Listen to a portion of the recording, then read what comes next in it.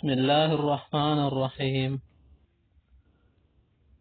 آج 8 نمبر درس میں محترم حضرات ہم مبسوط کے متعلق بتانے والے ہیں، جو فقہ میں کتاب مبسوط نام سنا ہوگا آپ حضرات نے۔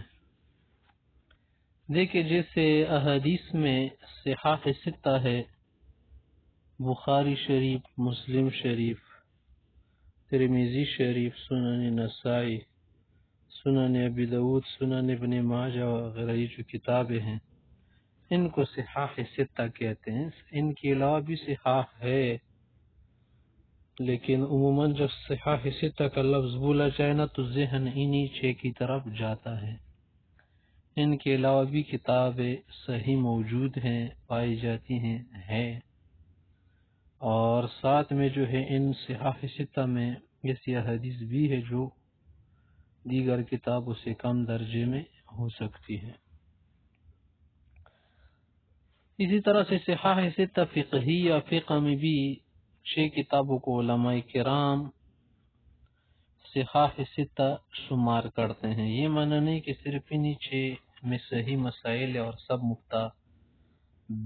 بہا ہے اور سب جو قابل اعتبار، ان میں بھی ایسے مسائل پائے جا سکتے ہیں جزیات وغیرہ کی جو کیا ہو مفتبی نہ ہو، لیکن اکثریت کے اعتبار سے ان کو صحاح ستہ کہتے ہیں۔ اور یہ صحاح ستہ جو ہے امام محمد رحم اللہ کی 6 کتابیں ہیں: جامع صغیر، جامع کبیر، سیر صغیر، سیر کبیر، زیادات، اسی طرح سے جو ہے نا مبسوط۔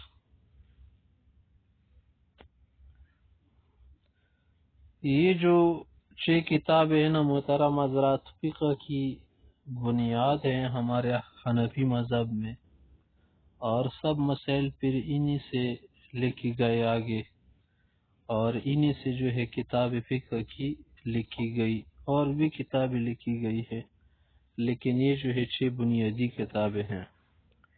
پھر ان 6 کتابوں کو ایک کتاب میں جمع کیا گیا، اس کا نام ہے کافی یا الکافی۔ الکافی کے نام سے بہت سی کتابیں ہیں، جیسے کہ فقہ حنبلی میں بھی الکافی ہے 4 جلدوں میں، جو عرب علاقوں میں ہر مسجد میں کتاب پائی جاتی ہے، امام حضرات اپنے پاس رکھتے ہیں، قدامہ حنبلی رحم اللہ کی ہیں، ٹھیک ہے۔ اسی طرح سے نحو میں بھی الکافی کے نام سے کتاب صرف میں، تو وہ والی کافی مراد نہیں ہے، ٹھیک ہے۔ یہ صحاح ستہ کو جمع کر کے جو الکافی نام سے کتاب ہے وہ کتاب مراد ہے۔ پھر جو ہے اس کی شرح لکھی گئی المبسوط کے نام سے۔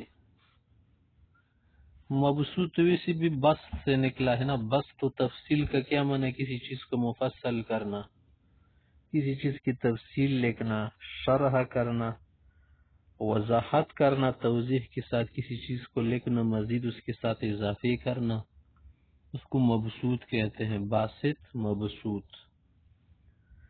اور مبسوط کے نام سے حنفی علماء کرام نے کتابیں لکھی ہیں مبسوط کے نام سے، جیسے کہ شمس العی محلوانی کی مبسوط، اس طرح سے دیگر علماء کرام کی ہیں، لیکن یہاں پر مبسوط سے مبسوط سرخسی مراد ہے۔ کوئی اس کو سرخسی کہتے، کوئی سرخسی کہتے، سرخس علاقہ یا سرخس علاقہ۔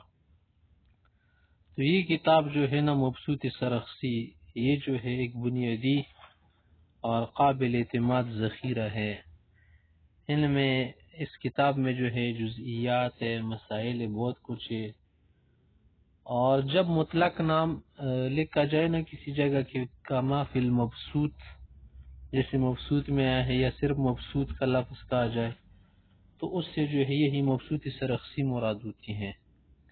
اگر نام کے ساتھ ذکر ہو کوئی اور تو پھر اس سے دوسری مبسوط مراد ہوگی، لیکن مطلقاً ذکر ہونے کی صورت میں مبسوط سے مبسوط سرخسی ہی مراد ہوتی ہیں۔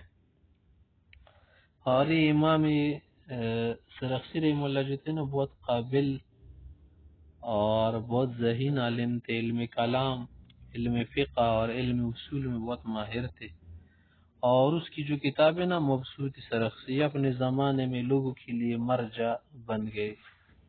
یعنی ہر زمانے میں کسی کتاب کی طرف لوگوں کا رجحان بڑھ جاتا ہے، پڑھنے پڑھانے میں، اس سے فائدہ اٹھانے میں، استفادہ میں. تو اس زمانے میں جو ہے اسی کتاب کی طرف لوگوں کا رجحان زیادہ ہو گیا تھا. اور اسی کی طرف علامہ ابن شمیر مل اور دیگر علماء حضرات نے اشعار میں اشارہ کیا ہے اور بات بتائی ہے کہ دیکھیں مبسوط سے عدول نہیں کیا جائے گا. اگر کوئی مسئلہ ہے نا تو مبسوط میں ہے تو اسی کو لیا جائے گا اور اس کے خلاف پر عمل نہیں کیا جائے گا اور کسی اور کی طرف میلان بھی نہیں کیا جائے گا. تو یہ مبسوط جو ہے نا اس درجے کی کتاب ہے محترم حضرات، 20 جلدوں میں ہے تقریباً.